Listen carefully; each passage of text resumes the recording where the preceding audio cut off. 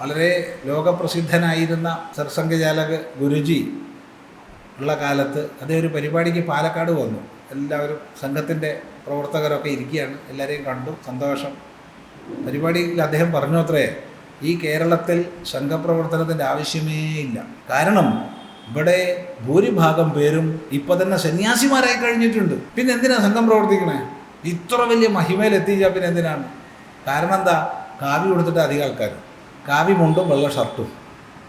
കാവി സന്യാസിക്ക് മാത്രമല്ല, ഉത്തരഭാരതത്തിൽ ഒരു കുട്ടി പോലും സന്യാസി അല്ലാത്ത ആൾ കാവി കൊടുക്കില്ല. ഉത്തരഭാരതത്തിലോ മധ്യഭാരതത്തിലോ പൂർവ്വഭാരതത്തിലോ പശ്ചിമ ഭാരതത്തിലോ ഒരു മനുഷ്യൻ പോലും സന്യാസി അല്ലാത്ത ആൾ കാവി കൊടുക്കില്ല.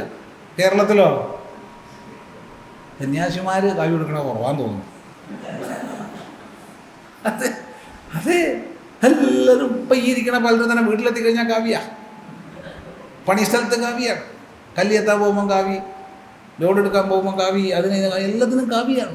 അതിങ്ങനെ കാവി കാവി ഞങ്ങൾക്ക് തരണ്ടേ? അതെങ്കിലും ഞങ്ങൾക്കൊന്ന് വിട്ടു വന്നൂടെ? അപ്പം അദ്ദേഹം എത്ര നന്നായി പറഞ്ഞു, സരസമായിട്ട് പറഞ്ഞു. മഹാനായിരുന്നല്ലോ, സരസമായിട്ട് പറഞ്ഞു. കാരണം അത്ര വലിയ ലക്ഷ്യത്തിലെത്തിക്കഴിഞ്ഞു. എല്ലാവരും അങ്ങോട്ട് സന്യസിക്കുക എന്ന് പറഞ്ഞാൽ നാടിൻ്റെ കഥ എന്താ?